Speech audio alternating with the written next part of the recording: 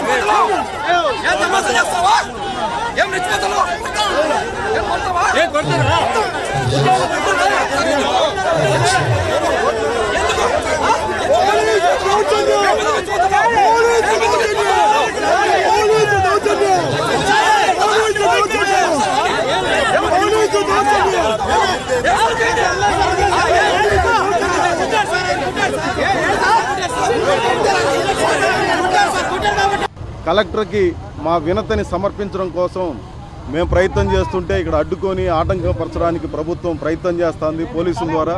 ఇది సమర్థనీయం కాదు, న్యాయం కూడా కాదు.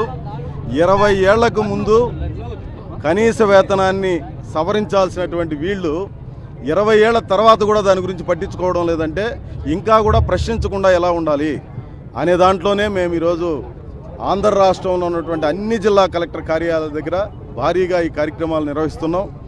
దీన్ని సంయమనంతో ఈ ప్రభుత్వం ఆలోచించి తక్షణం అందరికీ 26,000 రూపాయల వేతనాన్ని పెంచాలని చెప్పి 60 సంవత్సరాలకు రిటైర్మెంట్ ఉన్నటువంటి దాన్ని ప్రభుత్వ ఉద్యోగులకేమో 62 ఏళ్ళు పెంచారు, కాంట్రాక్ట్ కార్మికులకు 60 ఏళ్ళుగానే ఉంది. ఇది అందరికీ వర్తింపజేయాలి 62 ఏళ్ళకి అనేది. అదే మాదిరి ఉద్యోగులకి కాంట్రాక్ట్ కార్మికులకి వీళ్ళందరికీ అవుట్సోర్సింగ్గా లేదా రోజువారీ కూలీలుగా ఉన్నారా తాత్కాలికమా పేర్లు ఏది పెట్టినా వీళ్ళందరికీ ఉద్యోగ భద్రత కల్పించాలి, రెగ్యులరైజ్ చేయాలనే పేరుతో మేము ఈ ధర్నా కార్యక్రమాన్ని ఇక్కడ ముట్టడి కార్యక్రమాన్ని చేస్తున్నాం. పెద్ద ఎత్తున తరలి వచ్చారు. దీనికి ప్రభుత్వం ఇప్పటికైనా యోచించి ఈ సమస్య పరిష్కారానికి తోడ్పడాలని విజ్ఞప్తి చేస్తాం. ఈరోజు కాంట్రాక్ట్ కార్మికులకు 2014 నుంచి 2026 వరకు ₹1 కూడా వేతనం పెరగలేదు. అదేవిధంగా వేతనం పెరగకపోగా ఈరోజు నిత్యావసర వస్తువుల ధరలన్నీ పెరిగిపోయినాయి. ఈరోజు ఆకలో అన్నమో రామచంద్ర అని చెప్పని ఈరోజు ఇబ్బందులకు గురవుతున్నారు. అట్లాంటి నేపథ్యంలో ఈరోజు రాష్ట్ర వ్యాప్తంగా కూడా సిఐటి ఆధ్వర్యంలో అన్ని కార్మిక సంఘాలన్నీ కలుపుకొని ఒక పెద్ద ఎత్తున కలెక్టర్ ముట్టడికి వస్తే ఈ రకంగా చేయడం అనేది భావ్యం కాదు. కాబట్టి తక్షణమే మేము ఏవైతే డిమాండ్స్ నెరవేర్చాలని చెప్పని కోరుతా ఉన్నామో కాంట్రాక్ట్ కార్మికులందరికీ 26,000 రూపాయలు వేతనం ఇవ్వాలని, వాళ్ళ వయో పరిమితిని 60 నుంచి 62 సంవత్సరాలకు పెంచాలని, అదేవిధంగా ఈఎస్ఐ పిఎఫ్ సంబంధించినటువంటివి అనేక చోట్ల ఈరోజు అమలు కావట్లేదు, అవి అమలు చేయాలని చెప్పని ఈ రకరకాలైనటువంటి డిమాండ్లను ఈరోజు పరిష్కారం కోరుతూ ఈరోజు కలెక్టర్ ఆఫీస్ కాడికి ఆందోళన కొనసాగించడం జరుగుతోంది. ఈ సమస్యలను తక్షణమే పరిష్కరించాలని చెప్పని సిఐటి పక్షాన ఈరోజు రాష్ట్ర ప్రభుత్వానికి డిమాండ్ చేస్తూ ఉన్నాం. నగరంలోని అన్ని రకాల దుకాణాలకు ట్రేడ్ లైసెన్సులు తప్పనిసరిగా తీసుకుని వ్యాపారాలు నిర్వహించుకోవాలని, లేకుంటే కఠిన చర్యలు తీసుకుంటామని నగరపాలక సంస్థ కమిషనర్ శారదాదేవి ఒక ప్రకటనలో తెలిపారు. జిల్లా కలెక్టర్ ప్రత్యేక అధికారి కమిషనర్ గారి ఆదేశాల మేరకు బుధవారం రాత్రి ఫిర్యాదు అందిన జగజ్జీవన్ రామ్ పార్కు వద్ద గల బిర్యానీ ఫ్యాక్టరీని హెల్త్ ఆఫీసర్ డాక్టర్ యువ Anvesh, veterinary officer Gunasekhar, food safety officer తనిఖీ చేశారు. ఈ సందర్భంగా హెల్త్ ఆఫీసర్ మాట్లాడుతూ జగజ్జీవన్ రామ్ పార్క్ వద్ద గల బిర్యానీ ఫ్యాక్టరీ నందు బిర్యానీ తిని చిన్న అమ్మాయికి ఫుడ్ పాయిజన్ కావడంతో అమ్మాయి ట్రీట్మెంట్ తీసుకుంటున్నదని తెలిపారు. ఈ ఫిర్యాదు మేరకు తాను veterinary officer, food safety officer సిబ్బంది, శానిటరీ సిబ్బందితో కలిసి తనిఖీకి చేశామని తెలిపారు. అందులో హోటల్ నడుపుటకు మున్సిపల్ కార్పొరేషన్ నిబంధనల ప్రకారం ట్రేడ్ లైసెన్స్ తీసుకోకుండా వ్యాపారం చేయడం, బిర్యానీ తయారు చేయుటకు వినియోగించు చికెన్ సరి అయిన స్టోరేజ్లో లేకపోవడం, వాటిపై లేబుల్స్, తయారీ గడువు లేబుల్స్ లేకపోవడం గుర్తించామని తెలిపారు. ఫ్రీజర్ సరైన కండిషన్లో లేకపోవడం, స్టోర్ రూంలో వంటకు వినియోగించు కూరగాయలు పాడై ఉండటం, స్టోర్ నందు పనికిరాని వ్యర్థాలు నిల్వ చేసి ఎలుకల విసర్జనలు ఉండటం, క్లీనింగ్ ఏరియా, వంటరూమ్ కలిసి ఇన్శానిటరీ కండిషన్లో ఉండటం మరియు పనిచేసే వర్కర్స్కి పర్సనల్ ప్రొటెక్షన్ కిట్స్ లేకపోవడం వలన సప్లైలో కాంటామినేషన్ రావడానికి ఆస్కారం ఉన్నందున ప్రజారోగ్య దృష్ట్యా బిర్యానీ ఫ్యాక్టరీ హోటళ్లను సీజ్ చేశామని తెలిపారు. ఫుడ్ సేఫ్టీ ఆఫీసర్ అందుబాటులో ఉన్న బిర్యానీని, పెరుగును శాంపిల్స్ తీసి కల్తీ పరీక్ష నిమిత్తం పంపామని తెలిపారు. ప్రతి trade owners municipal trade license తప్పనిసరిగా తీసుకుని సరైన నాణ్యతా ప్రమాణాలతో వ్యాపారం చేయాలని హెచ్చరించారు. ప్రజలు కూడా తక్కువ రేట్లు చూసి మోసపోవద్దని, నాణ్యతను పరిశీలించి కొనుగోలు చేయాలని తెలిపారు. జరిగింది. ప్రధానంగా మనం ఇక్కడ గమనిస్తే ట్రేడ్ లైసెన్స్ లేకుండా కార్పొరేషన్ నుంచి ఎటువంటి అనుమతి లేకుండా కూడా వీళ్ళు ఎస్టాబ్లిష్మెంట్ రన్ చేస్తున్నారు. మన లోకల్ శానిటరీ ఇన్స్పెక్టర్ సెక్రటరీ చాలాసార్లు హెచ్చరించినా కూడా నెగ్లిజెన్స్తో లైసెన్స్ తీసుకోకుండా రన్ చేయడం జరిగింది. అండ్ మనం కిచెన్ ఏదైతే మనం చెక్ చేసామో అక్కడ కూడా ఇన్సానిటరీ కండిషన్స్లో మనకి కుకింగ్ చేస్తున్నారు. సో దాని తర్వాత మనకి మీట్ ఏదైతే మనకి ఫిష్ ఉంది, మనకి ఫిష్తో పాటు మనకి ప్రాన్స్ కూడా పెట్టుకున్నారు స్టోరేజ్ కంపార్ట్మెంట్లో, ఇంప్రాపర్ స్టోరేజ్ కంపార్ట్మెంట్లో. మనకి ఎటువంటి ఎక్స్పైరీ డేట్లు కానీ లేబుల్ లేకుండా కూడా వాళ్ళు అక్కడ పెట్టుకోవడం జరిగింది. వాటన్నిటిని కూడా సీజ్ చేశాము. తర్వాత వర్కర్స్ ఎవరైతే ఇక్కడ పనిచేస్తున్నారో వాళ్ళు కూడా గ్లౌజులు కానీ హెడ్ క్యాప్లు కానీ ఎటువంటి ప్రొటెక్టివ్ ఎక్విప్మెంట్ కూడా వేసుకోకుండా పనిచేస్తున్నారు. తర్వాత పైన ఫస్ట్ ఫ్లోర్లో ఏదైతే స్టోరేజ్ కంపార్ట్మెంట్ పెట్టుకున్నారో స్టోరేజ్ కంపార్ట్మెంట్ కూడా చెక్ చేయడం జరిగింది. అక్కడ చెదారం అంతా వీళ్ళకి పనికిరాని మీటర్లు అంతా కూడా అక్కడ డంప్ చేయడం జరిగింది. ఆ ఎన్విరాన్మెంట్ నుంచి ఎలుకలు ఎక్కడైతే మనకి ఆ స్టోరేజ్ కంపార్ట్మెంట్లో తిరిగి ఆ చుట్టుపక్కల స్టోరేజ్ పెట్టిన వెజిటేబుల్స్ దగ్గర ఇక్కడంతా కూడా ర్యాట్ డ్రాపింగ్స్ ఐడెంటిఫై చేశాము. సో రొడెంట్ ఇన్ఫెస్టేషన్ ఉన్నట్టు కూడా గుర్తించాము. సో ఇవన్నీ కూడా డిస్పోజ్ చేయకుండా పైన స్టోరేజ్ కంపార్ట్మెంట్లో పెట్టడం కూడా మనకి మేజర్ వైలేషన్ అది. సో దాంతోపాటు మనకి క్యాబేజ్ ఇవన్నీ కూడా చెడిపోయిన కండిషన్లో పురుగులు పట్టినవన్నీ కూడా అక్కడ స్టోరేజ్ కంపార్ట్మెంట్లో పెట్టారు. ఇవన్నీ మీటర్లు కూడా సీజ్ చేశాం. సో మనకి మెయిన్ నిన్న కంప్లైంట్ ఫుడ్ పాయిజనింగ్ సంబంధించి వచ్చింది. బిలో 5 degrees అన్నా ఉండాలి, అబౌవ్ 60 degrees అన్నా స్టోర్ చేసుకోవాలి. ఈ 5 to 60 degrees 2 to 4 hours మించి ఉంటే మనకి అది డేంజర్ జోన్ అంటాము. దాని కంటామినేషన్ స్టార్ట్ అయ్యే అవకాశం ఉంటుంది. సో ఆ టెంపరేచర్ ప్రాపర్గా మెయింటైన్ చేయకపోవడము, లేదా ఫుడ్ హ్యాండ్లర్స్కి ఏదైనా కమ్యూనికబుల్ డిసీజెస్ ఉంటే కూడా వీళ్ళు ప్రాపర్గా గ్లౌజులు, మాస్కులు ఇవన్నీ వేసుకోకపోవడం, హెడ్ క్యాప్లు వేసుకోకపోవడం వల్ల వాళ్ళ నుంచి ఏదైనా వాళ్ళకి కమ్యూనికబుల్ డిసీజెస్ కానీ ఇట్లాంటివి ఉంటే కూడా మనకి ఆ ఫుడ్ కంటామినేట్ అయ్యే అవకాశం ఉంటుంది. ఇక్కడ ఎక్కడ కూడా మనకి ఫుడ్ హ్యాండ్లర్స్ ఇవన్నీ పీపీ ఇవన్నీ కిట్స్ అన్ని కూడా వాడే పరిస్థితి మనకి గమనించలేదు మనకి. సో ఇమీడియట్గా మనం అంతా కూడా మెటీరియల్ సీజ్ చేసి నోటీస్ యూజ్ చేసి టెంపరీగా దాన్ని ఎస్టాబ్లిష్మెంట్ సీజ్ చేయడం జరిగింది. ఫుడ్ సేఫ్టీ ఆఫీసర్ కూడా మనకి కర్డ్ సంబంధించిన శాంపుల్ కలెక్ట్ చేశారు, బిర్యానీ సంబంధించిన శాంపుల్ కూడా కలెక్ట్ చేశారు. సో ఆ శాంపుల్లో ఏదైనా మనకి ఇట్లా కంటామినేషన్ ఉండే అవకాశం ఉందని తేలితే మాత్రం వాళ్ళ మీద చట్టపరమైన చర్యలు తీసుకొని జాయింట్ కలెక్టర్ కోర్టులో కూడా కేసు పెట్టే అవకాశం. చంద్రగిరి నియోజకవర్గం తిరుచానూరు పోలీసులు చీటింగ్ ఫోర్జరీ కేసులో ముద్దాయిలను అరెస్టు చేశారు.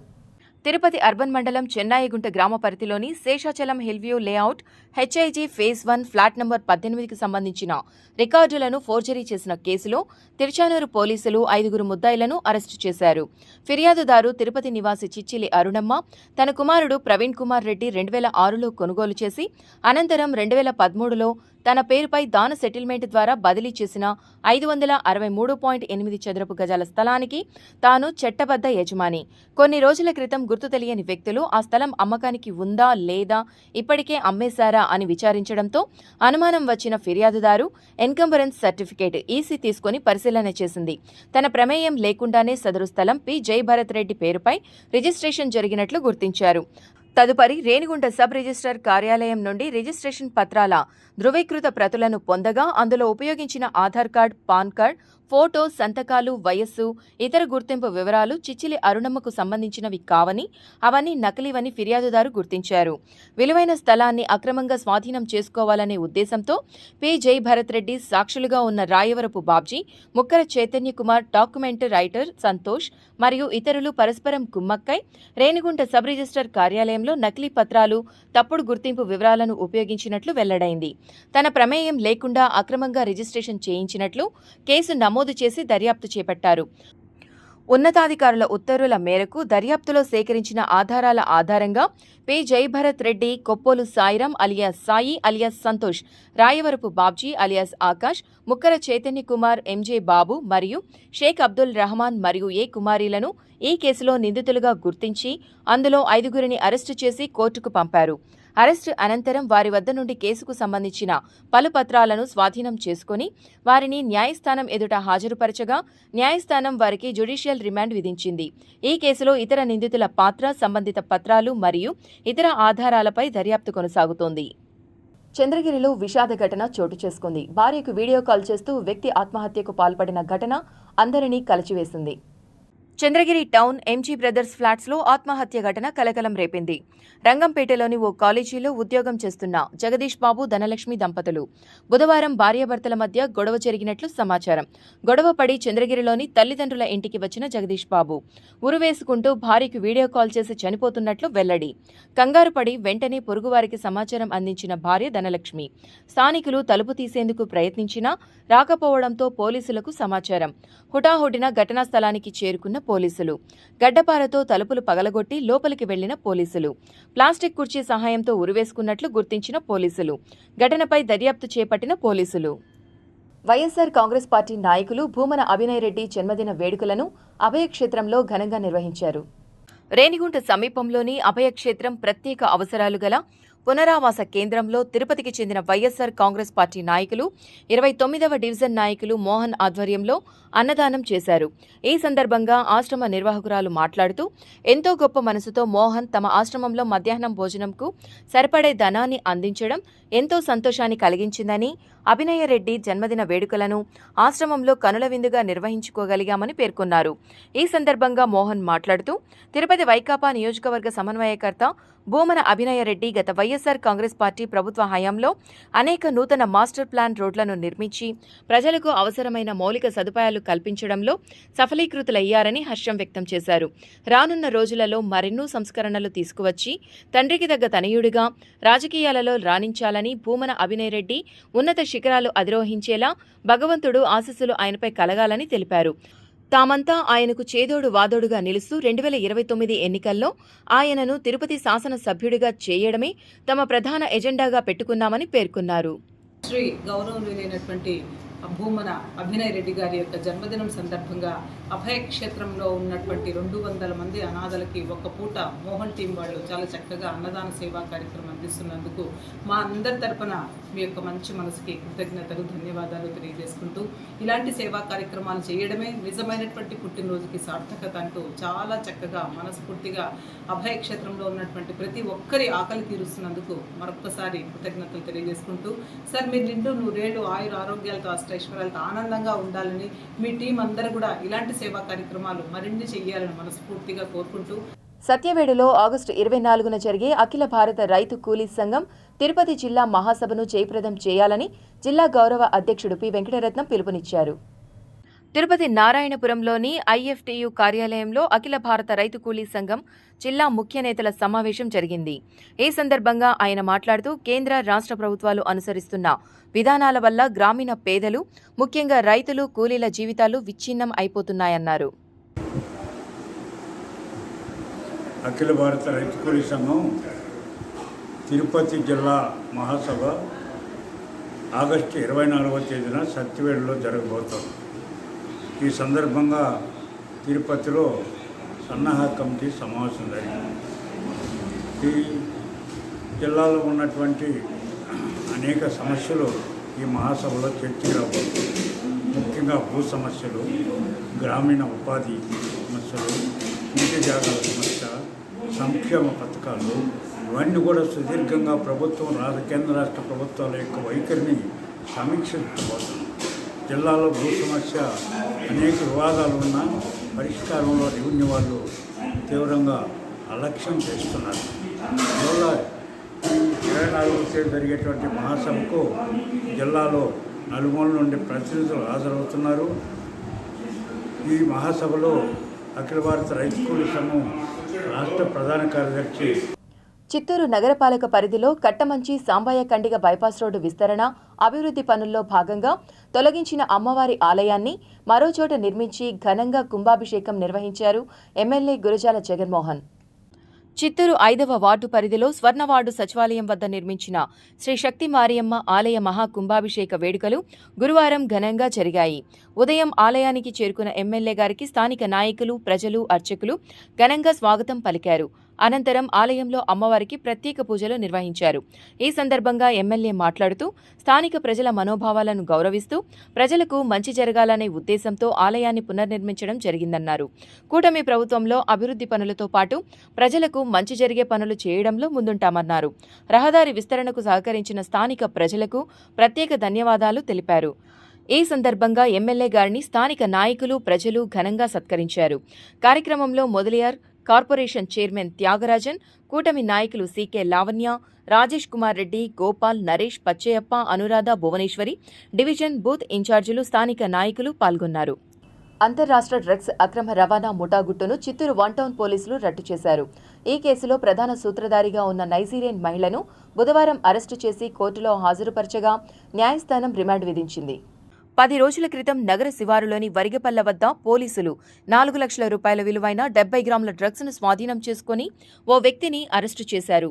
అతడిని విచారించగా డ్రగ్స్ సరఫరా వెనుక ఉన్న వ్యక్తుల వివరాలు వెలుగులోకి వచ్చాయి. దీంతో ప్రధాన సూత్రధారిని పట్టుకునేందుకు చిత్తూరు 1 టౌన్ పోలీసులు ప్రత్యేక బృందాన్ని కర్ణాటకలోని బెంగళూరుకి పంపారు.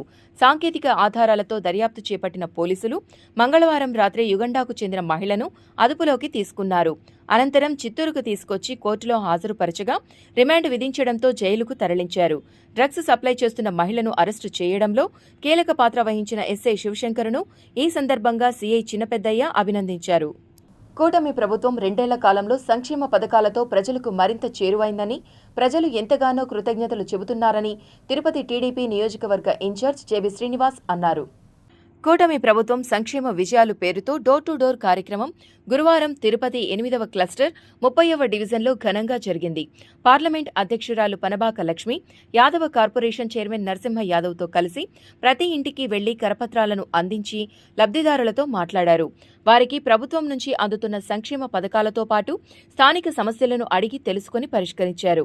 కార్యక్రమంలో urban development, finance and infrastructure corporation director Uka Vijay Kumar, AP Nayi Brahmana corporation chairman Rudrakoti Sadasivam, cluster in-charge Dampuri Bhaskar Yadav, Tatayyagunta ఆలయ chairman Mahesh Yadav, unit in-charge Madhusudan, co unit Rekha, 30వ వార్డు అధ్యక్షులు మునికృష్ణ, ప్రధాన కార్యదర్శి గోవిందాచారి, టీడీపీ నాయకులు మన్యం శ్రీనివాసులు, రాజయ్య, ఆముదాల తులసి, బూత్ ఇన్ఛార్జీలు తదితరులు పాల్గొన్నారు. ఆలయ భూములకు సంబంధించి ఎలాంటి ఆక్రమణలకు తావు లేకుండా రక్షణ చర్యలు చేపట్టినట్లు దేవాదాయ శాఖ జిల్లా సహాయక కమిషనర్ రామకృష్ణ తెలిపారు. రేణిగుంట మండలంలో మరిగుంట చెరువు పక్కన తూకివాకం రెవెన్యూ పరిధిలోని సర్వే నెంబరు 6లో ఉన్న ఎండోమెంట్ స్థలాన్ని గత కొన్ని రోజుల ముందు కొందరు ప్రైవేటు వ్యక్తులు చదును చేశారు. ఈ విషయాన్ని తెలుసుకున్న ఎండోమెంట్ అధికారులు ఎండోమెంట్ స్థలాన్ని పరిశీలించి హెచ్చరిక బోర్డులను ఏర్పాటు చేశారు. ఈ సందర్భంగా ఎండోమెంట్ అధికారులు మాట్లాడుతూ ఈ స్థలానికి సంబంధించి కోర్టులో కేసులు పెండింగ్లో ఉన్నాయని తెలిపారు. తూకివాకం గ్రామం, రేణిగుంట మండలం, తిరుపతి జిల్లా నందు survey number 6, an extent of 29 acre 85 sites. Absolutely ఇది కందాల గోవిందాచార్యులు ట్రస్ట్ దేవాదాయ ధర్మాదాయ శాఖకు చెందిన భూమి.